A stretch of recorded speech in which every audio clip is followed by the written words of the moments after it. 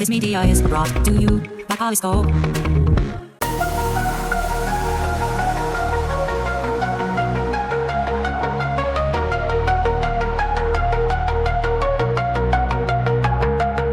In the realm of tomorrow, where tech meets mind, we ponder, we dream.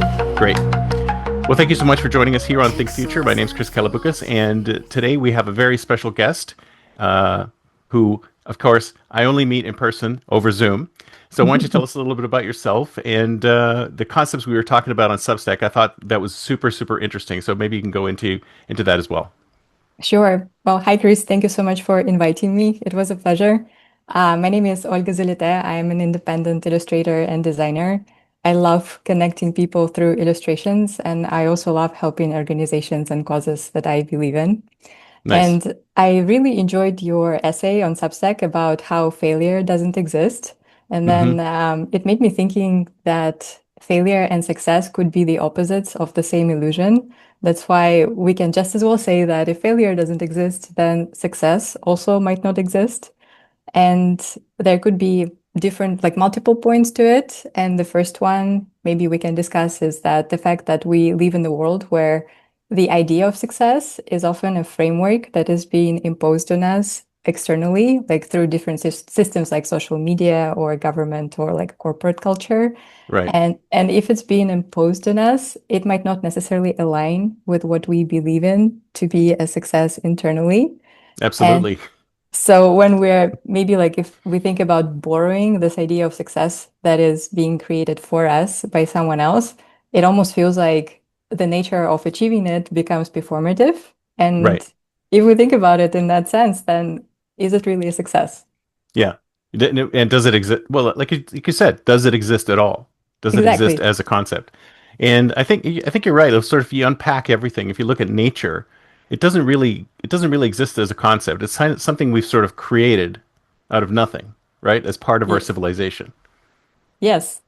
And maybe we can give some examples because you and I are both in Silicon Valley. Oh yeah. And there's a lot of talk about being successful, and success is a word that we encounter on a daily basis while living here.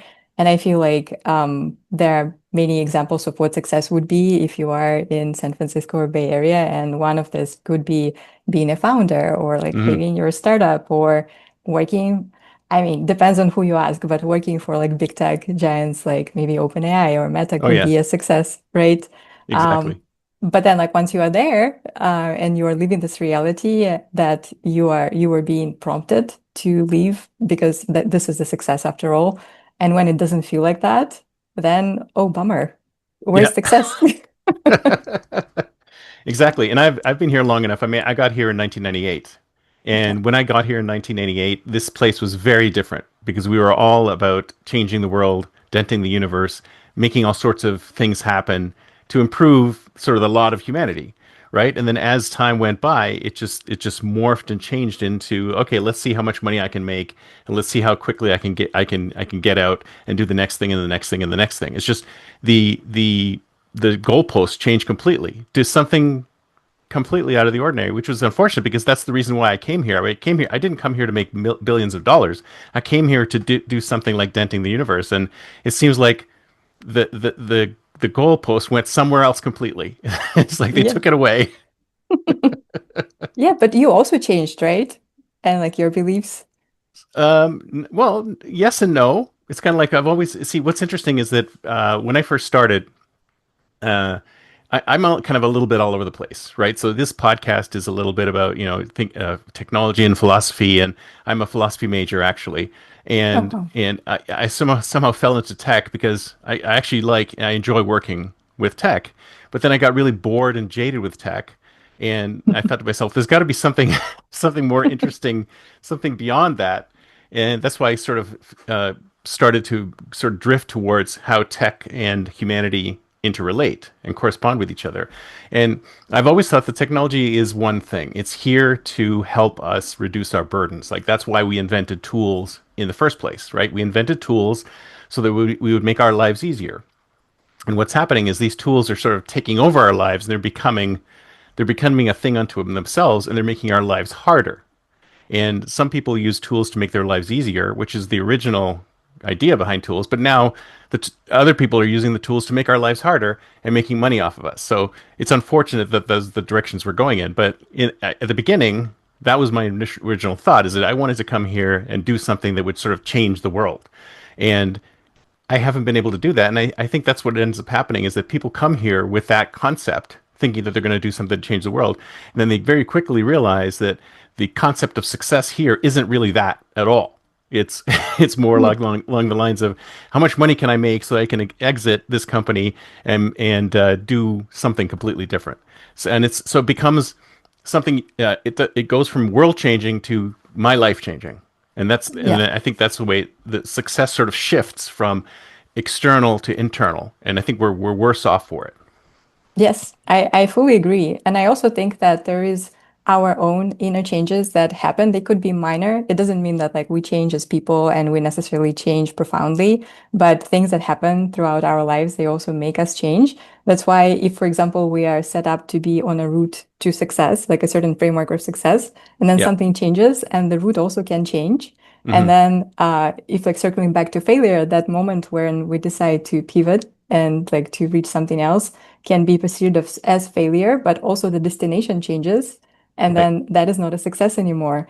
And for me, for example, I'm like you, I also wanted to, not change the world, but at least like change how like users or audiences of different companies connect with their products. Well, And that's my changing the world. Are you kidding? well, in a That's way, huge. yeah. I'm trying to create that emotional connection between the two. But for example, when my son was born at the beginning of the pandemic, it also changed how I wanted to collaborate within my own work and the things that I wanted to do. Because for me, it's like, oh, wow, I'm a mother now. I want to make the world even better place now because I That's have right. more motivation. But then there is still like you're supposed to exist in the same constraints. And then when you're saying like, let's do this, and then this is going Yeah, to be even better. But no, how much money is it going to make? Mm-mm. No, this is not good. So that's right. so like then, like right, my framework also changed. That's why for me right now, success is different. Like maybe doing something that I know that is going to make my son proud as well. So yeah, and I think because success is also a moving target in this Hmm. case, it's very hard to say like what is really a success and if it really exists. Maybe we can talk about timeline of achieving goals as opposed to necessarily going into success as a destination point. Yeah. Well, I mean, if you think about it, what exactly is success anyway? It's sort of like setting a goal and then meeting that goal, right? I mean, Yes. but there seems to be an externalized vision of what success is. And I mean, I don't know if I told you about, so you've heard of Rene Girard and mimetic theory, right? It's the whole concept behind it is that everything that we desire, everything that we want is just something we've lifted from somebody else. So we've seen somebody else with that car, so we want that car. Or we've seen somebody else with that money, so we want that money, right? So like Yes. we look at Elon and we go, Elon, I want to be just like him, right? Yeah, or not, but yes. Yeah. But that's our concept of success has been lifted from somebody else's. So somebody Yeah. else's concept of success, we've internalized it and now it's our concept of success. But the reality is that our concept of success is different for everybody and we have to stop looking out external to ourselves and going, I want that same success that so and so has. What you want is success for yourself. And I think I mean, at its core, it's kind of like this is what I want. This is the goal I'm seeking, and I reach that goal. As far as I'm concerned, that's the concept of success right there. Yes, that's correct. And I haven't thought about it this way, but I did think about something similar that we often compare ourselves to other people, while in reality we should really compare our current version of ourselves with our previous version of ourselves. Exactly. Because like this is the person, like this is a different person, and that's a completely like different mindset as well, and the desires too. Um, and also success, it sounds so grand as a word. Yes. It's like it sounds like something so profound and ultimately happy because like when I think about success as a word, when I'm trying to kind of taste it, it tastes good. It tastes Yeah. wow, delicious. But at the Hmm. same time, when I think about thinking about like reaching certain achievement that is supposed to be a success, we oftentimes don't even kind of savor the taste because Yes. we immediately move forward. And I can give an example. For example, for me, a couple of years ago, it was a huge success, if I were to say that, to be out of USCIS system finally, Hmm. because it Hmm. gave me a lot of pain and it gave me a lot of anxiety. But the day I got my certificate, I was relieved for 2 hours. And after Right. that, I started already thinking, okay, what's next? I need to go to Social Security office. I need to get my passport. Not then, like I need to make sure that I can fly out and come back in and there's going to be no issues. But then Yeah. like the anxiety starts setting off again. And then like you already are looking into like a new goal. That's why it doesn't even feel that good actually. Yeah, exactly right. And you know what? It's interesting you should say that because I remember reading something about happiness, like life-changing events. So life-changing events that make you happy and life-changing events that make you sad. So the life-changing event, a life-changing event that makes you happy gives you a spike of happiness, but then after a while it starts coming back down again, and you get Yeah. another spike, and it keeps coming back down. It's like we can never be in that high level. We always end up in a certain lower range. And these spikes, it's like these are the successes. So we hit the success and then it goes back down. We hit the success and it goes back down. So we're on this never-ending treadmill of looking for the next success. And once we realize that, we have to say to ourselves, wait a minute, I don't want to be on that treadmill to the next success. And I think that makes us ends up making us happier. I completely agree. I almost feel like it feels better to achieve small little somethings that Yeah. make us feel somewhere in the middle, like without really going for that sort of high, just like Yeah. stay where it's like balanced. And that Yeah. ultimately, like a collection of those little things could make us feel better than necessarily that framework of success where we're supposed to be running towards. Yeah, exactly right. And the thing is but if success is sort of setting a goal and reaching the goal, then if you bring the goal in to meet where you are today, then you can make yourself succeed just like that, right? Yes. So instead of saying I want to lose 20 pounds, I want to lose 1 pound, and then wow, yes, so celebrate, I lost a pound.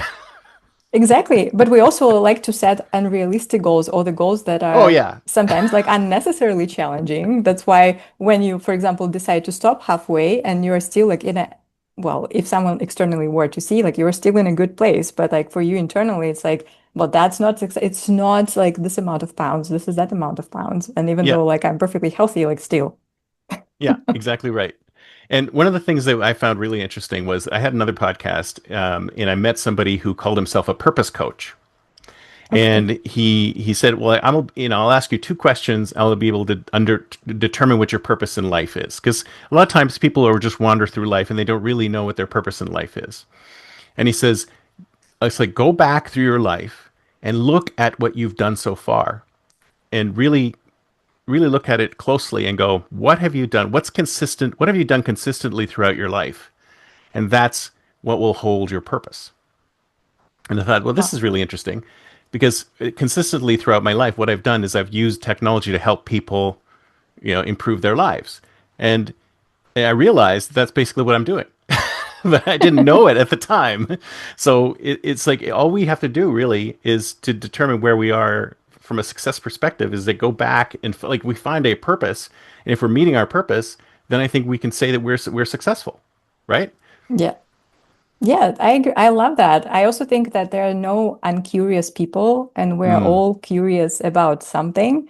And I feel like that purpose usually lives somewhere around those, curiosities of ours yep. and the needs. And as long as like we're following the path that overlaps with our natural like curiosity, then we're going to be okay. That it's going to feel good.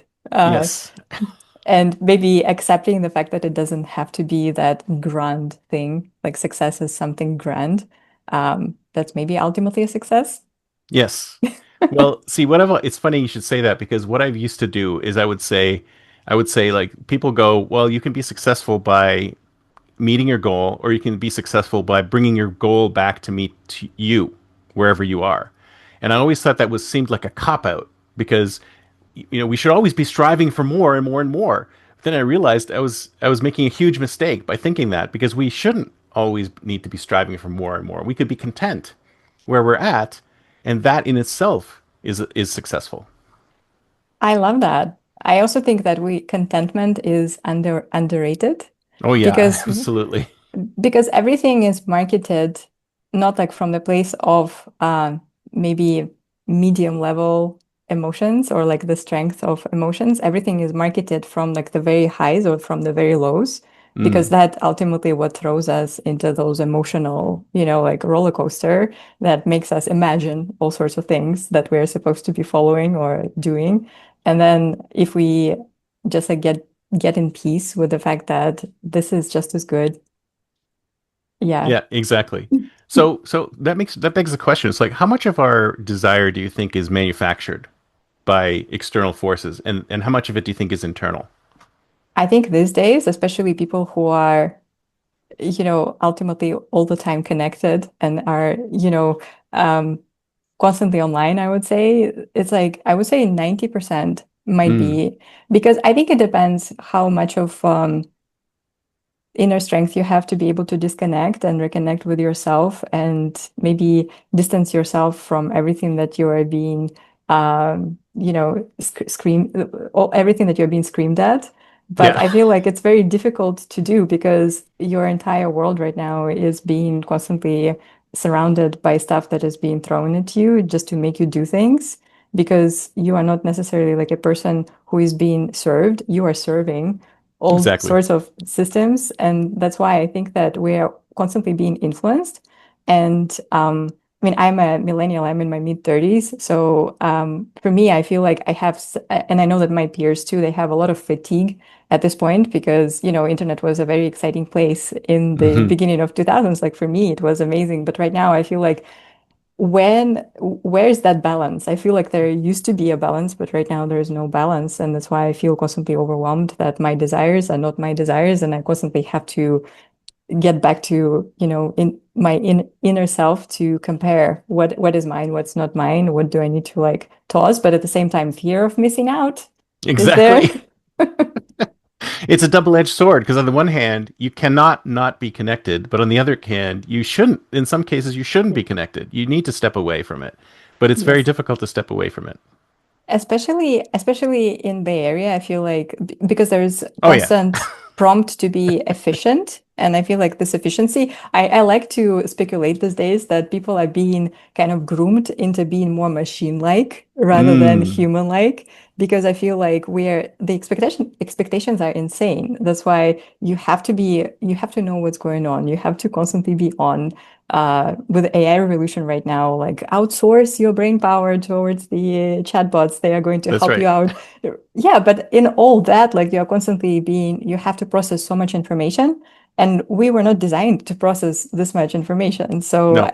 I feel like at this point, like we need to probably just like go live into the woods, maybe like for a retreat, like a Yeah. month, like, and then to be able to truly reconnect with what we want and who we are. Yeah, I think you're absolutely right there because it's kind of like if you think about how much computing power is being used to try and manipulate us, we have no chance against Yes. all of this. We have AI. You've got tons of servers out there. You have tons of programmers. You have so many people working really hard to manipulate us into buying stuff and doing things and having specific desires that we're pitiful. And we have nobody fighting on our side. It's like if we had some AI fighting on our side too, that'd be one thing. But we have nobody on our side. It's us against these pitiless corporations, telling us what we should do and say and this and that. It's like you're right. And really the only way to do it is to just step away from it all. But we have to also be okay with the FOMO, Yes. right? Yeah, but that's the craziest part because we're constantly like, especially right now with the AI revolution, I feel like there was originally maybe there was like more opposition to it because most people didn't really feel that okay with it outside of those who are working here and building those things because that's Yeah, exciting. of course. But It's always the next thing, right? it's always the next thing. But at the same time, like people naturally didn't want to start using, like ChatGPT, for example. But right now, almost everyone is already using ChatGPT because, okay, if I'm not going to do that, then I'm going to be behind. And then That's right. like You have to I use it. you have to use it, you have to have the skills to get hired or like, for my next job and so that, I can support a conversation or I don't want to be paying a therapist, I'm just gonna go ask. Yeah, exactly. I don't know. I'm not very optimistic about the future, to be honest with you, because I feel like unless someone is going to start fighting on our side with the exact amount of power a kind of like that is similar to the power that is being used to manipulate us, then it's a lost cause. Yeah. But that's why I'm always really interested in companies that do that sort of thing, that actually do want to do there are our bots, like bots that are on our side, because this is how I envision it at some point. At some point in the future, we're going to have the bots talking to each other. We aren't going to be doing anything. We just ask our bot, say, "Hey bot, I want to go to Hawaii in a few weeks. Like, Yeah. can you handle all that for me?" And then it can take it can do all the searching. It can do look at all the advertising. It can be pestered with emails and ads and all of that stuff, and then it can handle all that and filter it. But it's going to be on my side, not on some corporate side. And then it'll filter out and tell me, you know, set up the perfect trip for me without me having to do anything. But it needs to know me, and it needs to be on my side, and it can't be beholden to any corporation. So until we can get that computing power to do that sort of thing, then I don't see it happening. But like, a few companies are doing it here and there, but none of them are making any money. So I don't know where it's going to go.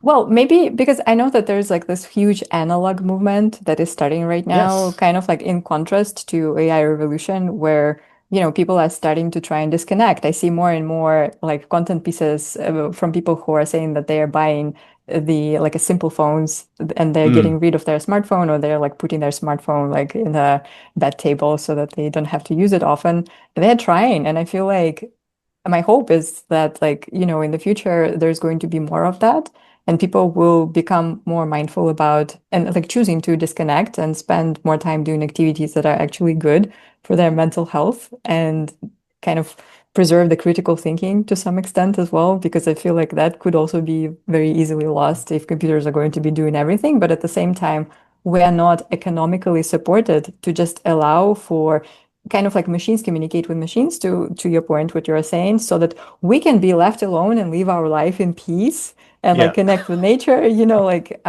just like be human. But that's not what's happening. We're thrown in the loop where we're supposed to kind of be running. So like the robot is running and we're supposed to be running behind that's and right. try not We to have to fall. follow it. Yes.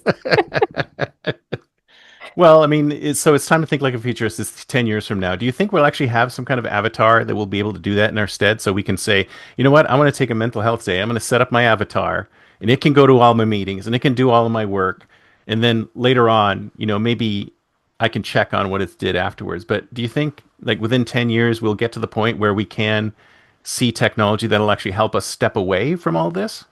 I think it's going to be a start of that. I get like in 10 years, when I think of 10 years, like a lot can change, but at the same time, I don't know if it's going to be that finessed Mm, yet. But at the same time, I feel like there needs to be like some decisions should be made by the 10-year point from now, because if there's how many new jobs are going to be created for one by the time exactly. like the 10-year mark, because right now it feels like more jobs are being lost than are being created. And if Especially entry level jobs. I read today on my other thing that they were talking about even Wall Street entry level jobs are being eliminated by AI. And I'm thinking like every industry that does any kind of number crunching, those entry level jobs will probably be eliminated. So how can everybody even get a job if there's no it, entry level jobs left? Exactly. Like for me, I don't mind fantasizing about the reality where we all have like a universal income that, for example, like covers the basics like the rent, the food, and like pays the bills. And then Yep. everything else is extra. And like Hmm. everything else, this is what we can be like doing the work that gives us money, because we can also just as much like do the work that is very, nurturing for us and like aligns with like our curiosity and like what how we want to be influencing this world.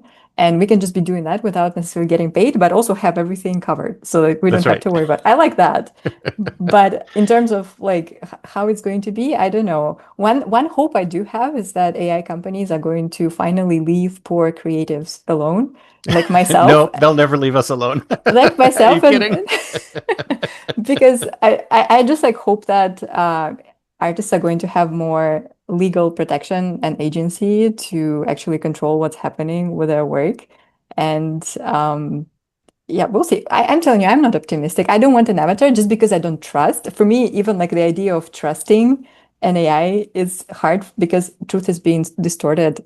Like even before AI, truth already has been distorted Oh, for in sure. so many ways. So it's all about like how comfortable are we to just entrust someone with the information that is being provided to us. I'm not very comfortable. That's why my life is so difficult.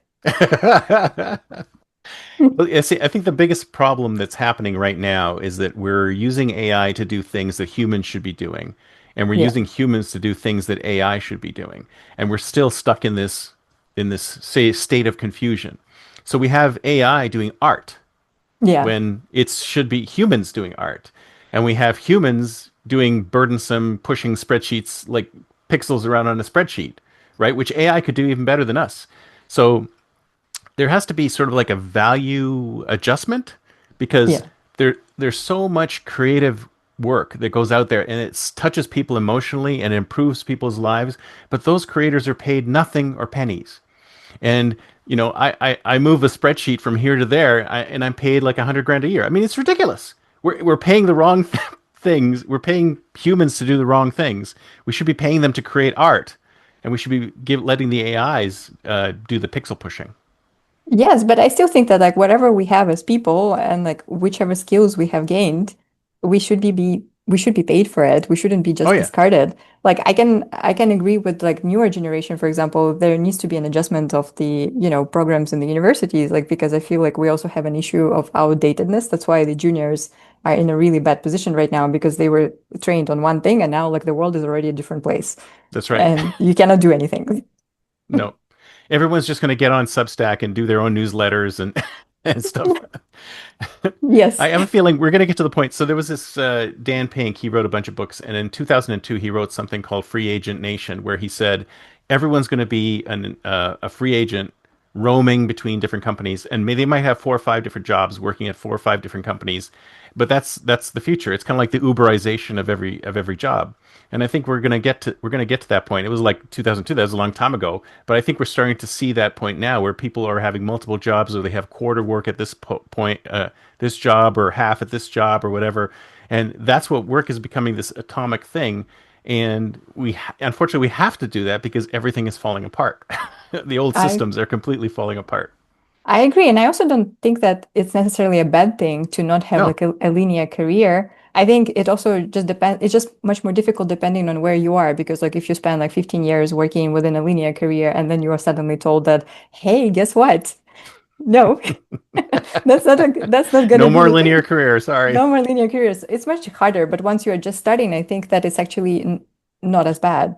And I am hoping to raise my son in a way like trying to get him to think of it as like you can do whatever you want, pal. Like you can try this, you can try that. It's totally fine. Yeah. That's right. And you can do multiple things at the same time too. It doesn't Yes. matter. It's all Yes. good. Yes. Being flexible and like surfing the waves is a good Yeah. skill to have. Yeah, but I think we're going to get to this point, and I've talked about this before. Is that we're going to get to so everyone knows about the gig economy, right? Where you get a gig, and you do the gig, and then you paid for the gig. Well, I think it's going to get even more atomic. It's going to turn into a task economy where we're just going to be assigned tasks by an AI, and then we're going to be paid for those specific tasks. So if you happen to be walking by a park that needs cleaning, they might say to you, "Hey, can you spend 10 minutes sweeping this bench or whatever?" And we'll give you $5. So we're going to get into a situation where the humans will be doing the stuff the humans can do best, and the AI will be doing the AI stuff the AIs can do best, and then everyone will live in harmony and will hardly have to work at all.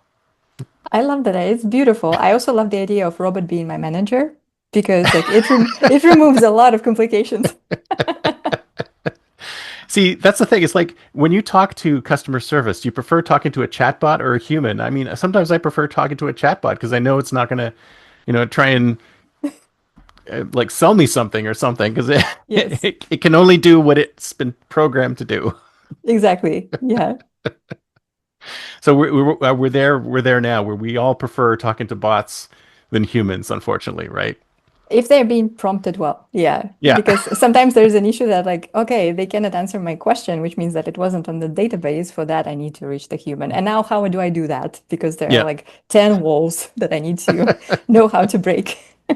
So you said before, I know we have to wrap up, but you said before that you're an illustrator. How's AI affected your job directly? Well, I wasn't laid off, which is a good thing. I That's left. good. I chose to leave. But a lot of my colleagues here in Silicon Valley are being laid off, and a lot of illustration teams are being laid off. And then Really? companies, Yeah, companies are using their work to train their own LLMs. So then you Oh, that's can, terrible. it That is shouldn't be allowed. it is terrible, and I feel like there's still a demand for a contract work. So right now, I work independently as a contractor with the clients with whom I've built relationships over the years, and I know the value I can provide. But it always takes another human who knows the value that I can provide because once you're being given like ChatGPT, so far I get the new clients who come to me, they just get frustrated with the fact that they cannot generate exactly what they want, and it Yeah. doesn't look exactly how it needs to look. And I don't feel very positive because I am the second choice. Hmm. But but See, I find that unfortunate because if they were paying a little, see, I always thought that the graphics that the AI was creating were for the people who weren't going to pay for an illustrator anyway. I didn't yeah, realize that it would actually eliminate those jobs too. Because if I was going to pay for an illustrator anyway, I would pay for an illustrator. I wouldn't go to ChatGPT to do my image because I already had money in the budget to pay an illustrator. But it seems like there's companies who are saying, "Well, this is good enough," right? Is that because I think what you're saying? this is what I'm saying, and this is what I'm seeing, and what I'm seeing as well is how we are perceiving the quality. Because I think that Mm. another kind of like hidden danger, and I know that I am emotional about it, is that our perception of quality is decreasing because So true. the more you look at the outputs, at like, AI generated outputs, the more you start perceiving it as a norm. Because at first you might be like, huh, something's not right here. But then, like, once you're constantly, like, continuously exposed to something, like, you just start perceiving it as norm. And even like around San Francisco, I see so many logos that are generated by AI. No one Oh yeah, you could cares. tell. You can tell, You but could like, no one tell. cares. It's sad. It's It is. unfortunate. But do you think there's going to be a pushback? Are we seeing some kind of a pushback, or is it just going to go further in that direction before there's a pushback? Well, I feel like it's those who are affected, creative professionals. They're trying to support like local businesses, like support each other. But I feel like this is ultimately the group that is suffering the most from AI supporting each other. But Right. at the same time, they don't necessarily have financial means to keep supporting each other because Right. it needs to be like the other way around. Support needs to come from the other side. But I'm hoping that there's going to be a fatigue with machinery. That, like, right now, I understand like it's a hot thing. It looks Hmm. good, like it's shiny. But at the same time, I'm hoping that there's going to be a mental fatigue because, like, after 2 years of using like AI chatbots, I stopped using, like, I was using ChatGPT at first and then Perplexity, and then I was like, no, because I have one day I decided to write an email on my own, and I was like staring at the blank canvas, and I was like, huh, because I was so used to outsourcing it, and then it scares me. So Yeah. I stopped. But I'm hoping that more people eventually are going to have those aha moments, and maybe they're going to feel like maybe there needs to be like some changes. Yeah. I think that definitely needs to happen. But also one more anecdote. There's a friend of mine who wrote a bunch of books in the tech space, and I said, "Oh, you're going to write another book?" And he said, "I can't write another book. It's impossible." Like same thing happened to him. He would sit down in front of his laptop and he would try and write, and he said, "I can't do this. I need ChatGPT to write this for me." So he actually had it. So it was like the crutch is really strong, and we have to pull ourselves away from it. So it Yeah. requires some level of self discipline to do that. Yes, because we're so used to outsourcing everything to the tools because tools are ultimately here, like to the beginning of our conversation, tools are here to help us. And That's then, right. but to the point where like it's taking everything away from us. And I think that we, at least like the brain power, we should preserve. I am kind of like to the point about your friend. I'm trying to write all my Substacks right now. Like I don't use any AI to write my essays because I Oh, feel good for like you. That's great. I'm just like losing myself if I do that. Yeah. Well, this has been great. Thank you so much. And Of somebody wants course. to get in touch with you. What's the best way? Thank you. So I have a website. It's Olia dot art. This is how people call me, not Olga, Olia. What a great, what a great domain. I love that. Thank you. I was trying to make it short and memorable. Nice. And also, I have a Substack called The How Much Is Enough, where I write about things that are broken in our society and that bother me deeply. And my Instagram is Oliarism. And that's it. I'm not a very Nice. public persona. Well, I will take all of your links and put it in the show notes so people can go directly to it. So thank you so much. This has been great. Thank you, Thank Chris. you. It was a pleasure. Talk Bye. to you later. Bye.